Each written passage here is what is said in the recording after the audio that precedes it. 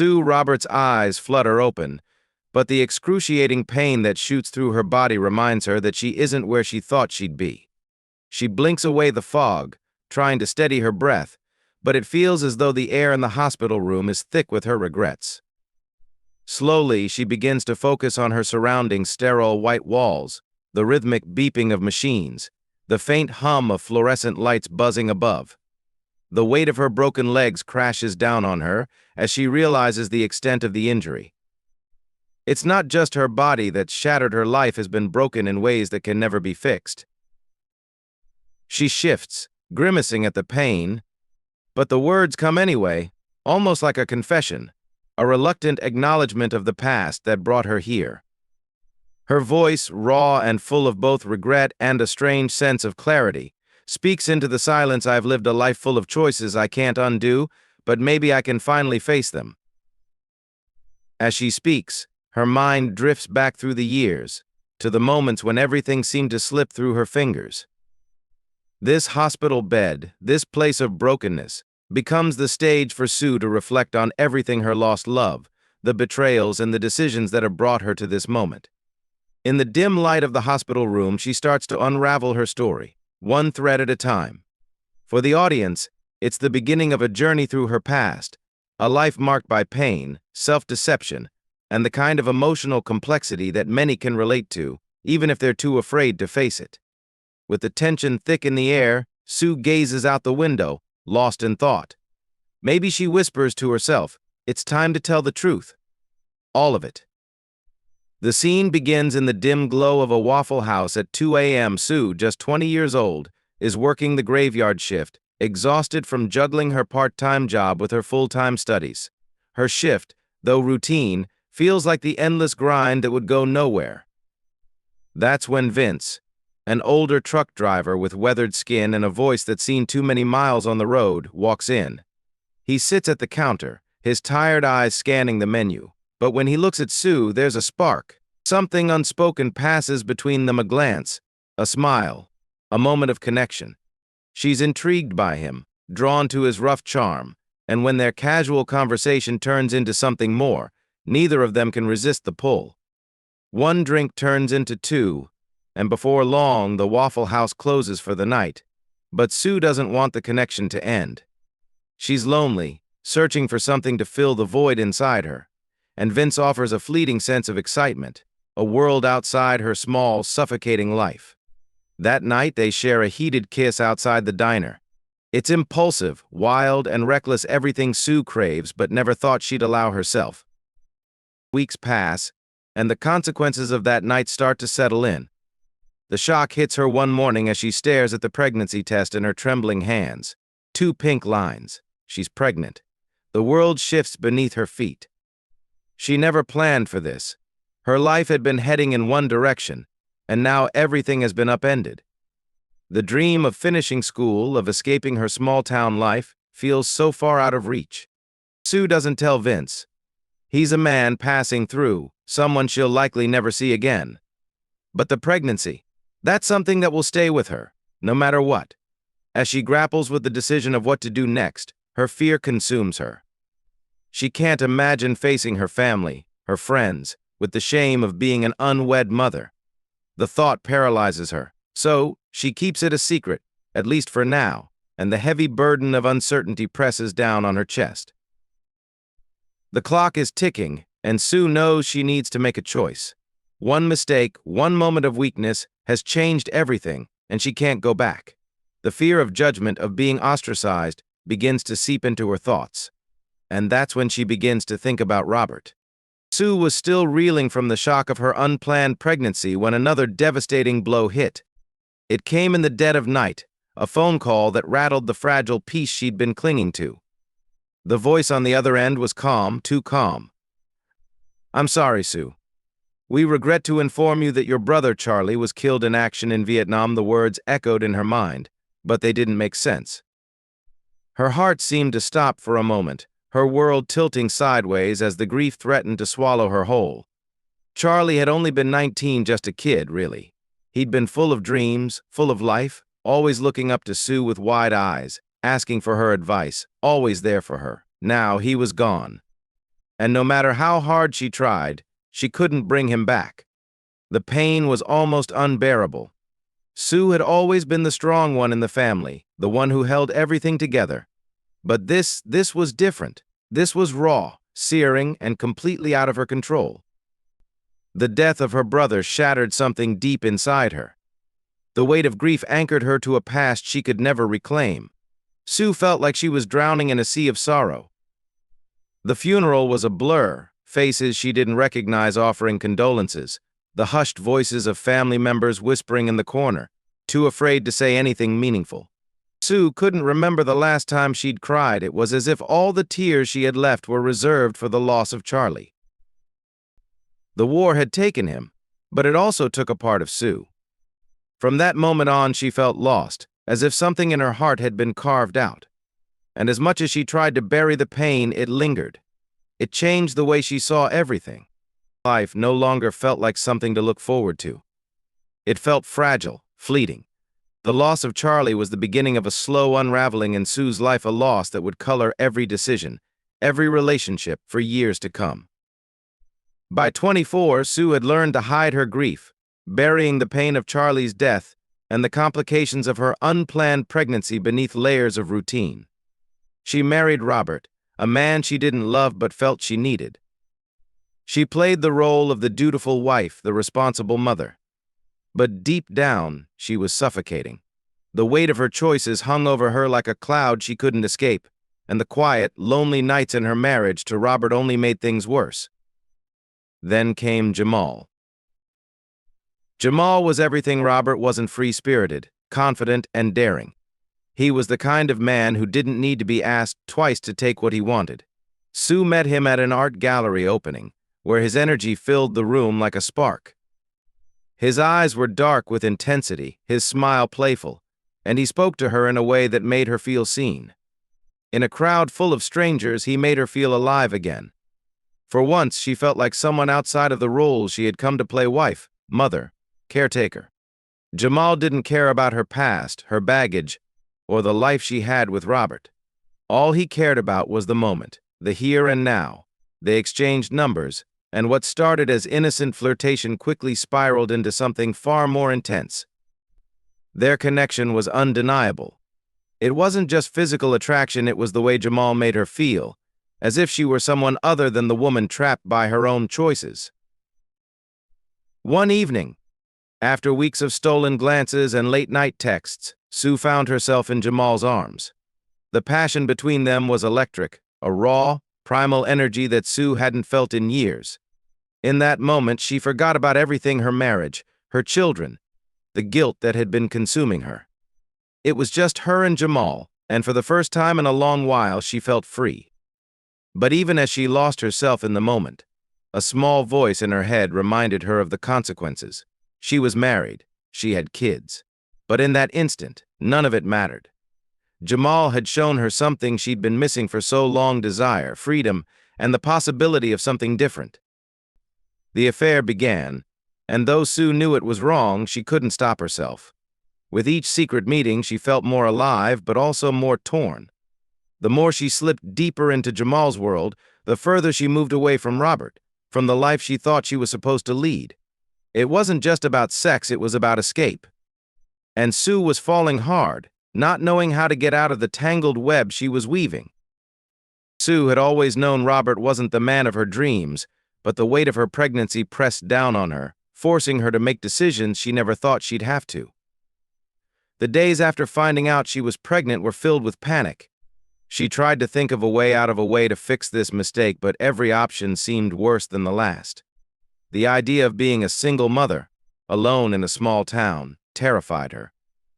The judgment, the whispers, the stares, she couldn't bear it. And that's when Robert, sensing her desperation, stepped in with what felt like a solution. He wasn't romantic. He wasn't charming. He wasn't the man she had imagined herself marrying. But Robert offered stability, security, a way out of the mess she had found herself in. When he asked her to marry him, there was no passion, no love in the air, just a heavy, almost oppressive sense of inevitability. His words were straightforward, pragmatic. "We can make this work, Sue. We'll marry, raise the baby together. It's the right thing to do. There was no room for a no in his words. Robert's proposal wasn't a gesture of love, but a matter of duty. Sue, already drowning in fear and shame, couldn't see a way out. How could she refuse? The reality was that she needed him, and so, with a sense of resignation, she said yes. The wedding, though legally binding, felt like a transaction more than a celebration. It was a whirlwind, a rushed ceremony that stripped away the glamour and left only the bare bones of what was supposed to be a union. Sue wore a white dress, but the innocence of it was gone. She wasn't starting a new chapter of love, she was desperately trying to put the pieces of her shattered life back together. Robert seemed relieved. He was doing the right thing, taking responsibility for the child that was his, at least in name. But Sue couldn't shake the feeling that her life had taken a turn she would never be able to reverse. The night of their wedding, as they sat together in their modest hotel room, Robert tried to make small talk, but Sue couldn't bring herself to engage.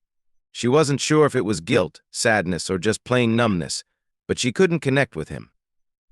The marriage felt like a cage, a promise she wasn't ready to make. Yet she knew she would have to live in that cage, day after day, pretending that this was what she wanted, that this was what she had chosen. Sue and Robert's marriage, though quickly arranged, wasn't one of love, it was a marriage of necessity, born out of societal pressures and the weight of an unplanned pregnancy. The small town where they lived couldn't be trusted to keep the secret, and the judgment was unbearable. So, they made the decision to marry in Florida, away from prying eyes. It wasn't the romantic getaway that Sue had once dreamed about. Instead, it felt like an escape, a chance to avoid the whispers that would surely follow them in their hometown. The wedding in Florida was a small, private affair. The beach, beautiful and serene, should have been the perfect setting for a momentous occasion, but to Sue it felt cold, detached. She walked down the sand aisle, not as a bride full of hope, but as a woman trapped by her circumstances. Robert, standing at the altar, looked genuinely pleased, as if this was the moment he'd been waiting for. But Sue couldn't bring herself to smile, to feel joy. All she felt was the weight of her choices. Their vows were simple, almost robotic. Sue promised to be there for him, to be a good wife. Robert promised to provide for her and their growing family. Neither of them said the words "I love you," and neither needed to. The whole event felt more like an obligation than a celebration. And yet Sue went through with it. She made the vows, put on the ring, and said the words. But in her heart, she was somewhere else, somewhere far away from the reality of her marriage. As the newlyweds left the beach, hand in hand, there was no sense of triumph, no feeling of new beginnings. The ocean waves crashed behind them, but it only served as a reminder of the distance between Sue and the life she had imagined for herself. They had made it official, but Sue wasn't sure how long she could continue pretending. The ties that bound her to Robert were heavy, suffocating, and she couldn't see a way out. Back at the hotel, Robert seemed pleased, as if everything was finally falling into place. He spoke about their future, about raising the baby, finding a house, building a life together. He was hopeful. But Sue's mind was a whirlwind. She couldn't shake the feeling that something was missing, something vital. She didn't love him. She wasn't even sure she liked him. This wasn't the life she had planned, but it was the life she was stuck with. The days following their marriage were filled with the routine of what was now her life, mundane tasks, small moments of connection with Robert, but no real joy. Sue tried to settle into the role of wife and mother, but there was always a lingering sense of longing, of wondering if she had made the right choice. And then, in the silence of their new home, when Robert was away at work, Sue would sometimes find herself wondering, what if I had chosen differently? Sue's world shifted again, but this time in a way that couldn't be ignored. The day she gave birth to her twins was one of the most pivotal moments in her life, though not in the way she had imagined. As she lay in the sterile hospital room, the pain of childbirth was both familiar and foreign, each contraction a reminder of the life she was now tied to. The twins were born 2 little girls, their cries echoing in the room as the doctors swarmed around her, their hands swift and professional. But Sue, barely able to focus through the exhaustion, felt a sudden rush of something she didn't expect: fear. She had 2 children now, 2 little lives she was responsible for. No more could she deny the reality of her situation. There was no going back. Robert was thrilled, of course. He was over the moon, bragging to everyone who would listen about his new family, his perfect little girls. But Sue was struggling to keep her composure. She stared at her daughters, their innocent faces so full of promise, and yet she couldn't shake the feeling that something inside her was broken. Her marriage to Robert had never been built on love, and now, as she looked down at the twins, she realized that she was simply playing a part. She was supposed to be their mother, nurturing, loving, always present. But deep inside, Sue wondered if she could ever truly be the kind of mother they needed. The pain of motherhood was no longer just physical, it was emotional. She felt the weight of the responsibility settle on her chest. And it wasn't just the twins that weighed on her. Sue was still trying to reconcile who she was with the life she had chosen. Her hopes for career aspirations, for a life outside of being just a mother and wife, seemed to slip further away each day. Robert was focused on the twins, on their growing family, but Sue felt a growing sense of isolation. She didn't want to resent her children. She loved them in a way she couldn't fully explain, but the truth was, she wasn't ready for this life. Not this life, not with Robert. But she didn't have a choice anymore. The days blurred together. Sue was caught in a cycle of late nights with crying babies, feeding, changing, and the endless tasks that came with raising newborns. Robert was supportive in his way, but it wasn't the partnership Sue had hoped for. His love for the twins was evident, but it felt distant to her. She needed something more than the role of mother to fulfill her life, but she couldn't see a way to find it. As the months passed, Sue's anxiety grew.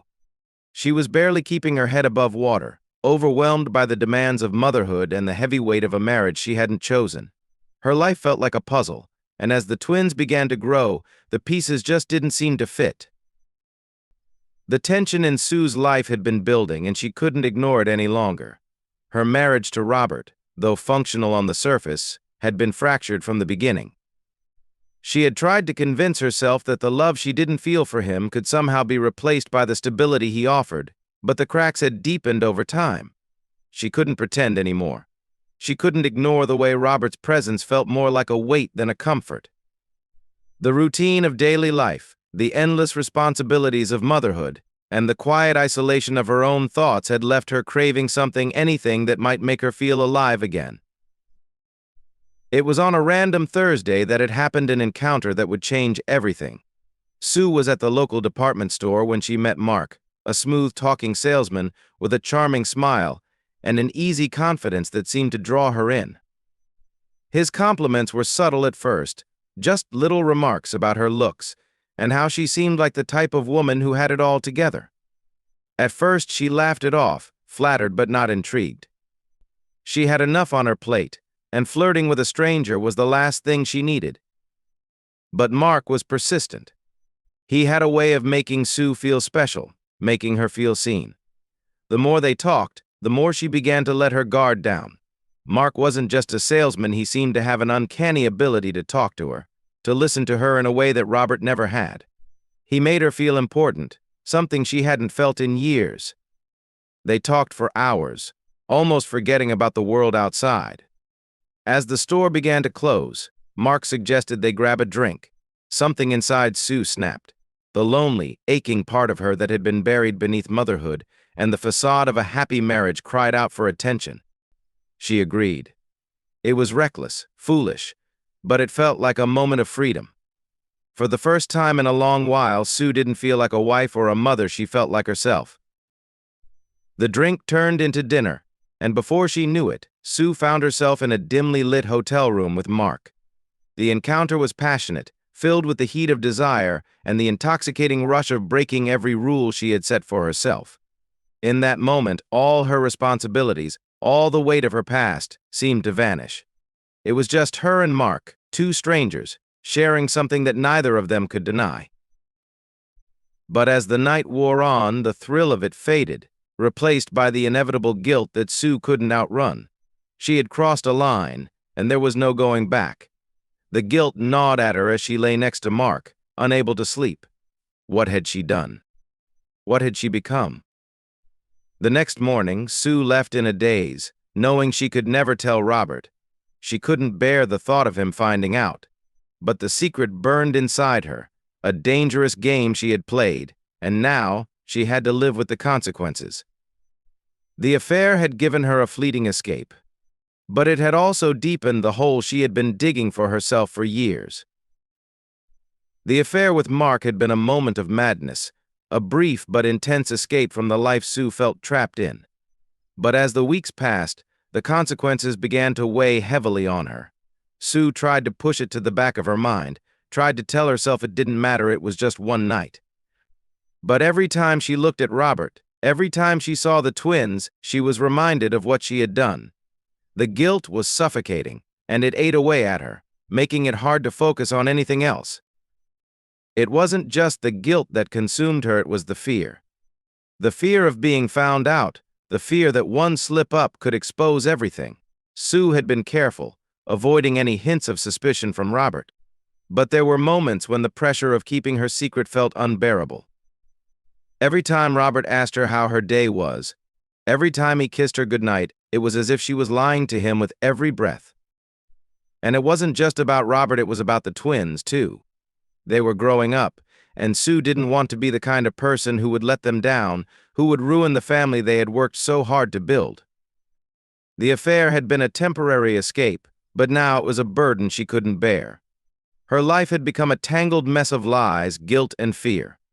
The more she tried to cover it up, the more she felt like she was sinking deeper into a hole with no way out. She didn't want to destroy her family, but she was too far gone. Robert had started to notice that something was off. He didn't know exactly what, but he could tell Sue wasn't herself. He had always been a good man, reliable and steady. But there was a sharpness in his eyes now, a distance that hadn't been there before. Sue couldn't pretend anymore. The weight of her choices was crushing her. She found herself questioning everything: her marriage, her life choices, and most of all, herself.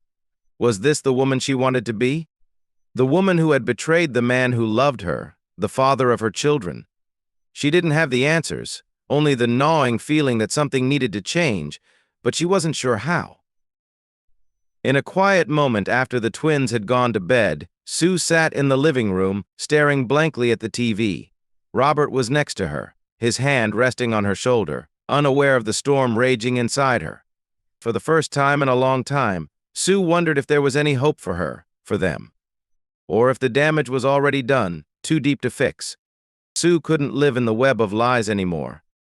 The constant tension, the ever-present fear that Robert might discover her betrayal, had become too much to handle. It was in those quiet moments, when the world seemed still, that she found herself unraveling, piece by piece. She knew something had to change. She couldn't go on pretending. It happened one evening, when Robert came home earlier than expected. Sue was in the kitchen, lost in thought, when she heard the door creak open behind her. She froze, her heart racing. Robert's footsteps were slow, deliberate. There was something in the air, something different. She could feel it. The calm before the storm. Robert's voice broke the silence, his tone colder than usual. She turned to face him, and there it was he knew. He wasn't angry, not yet, but the way he looked at her, with that quiet intensity, told her everything. He had put the pieces together.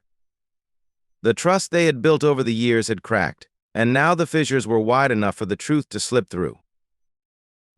"I know," he said quietly, almost as if he was afraid to say it aloud. Sue's breath caught in her throat. Her heart pounded in her chest. How had he figured it out? What did he know? The weight of the words hung in the air, suffocating her. She opened her mouth to speak, to deny it, to explain herself, but the words caught in her throat. There was no explanation that would make this right, no way to erase the betrayal. Robert had already seen through her facade, and she couldn't hide anymore. The confrontation was long and painful.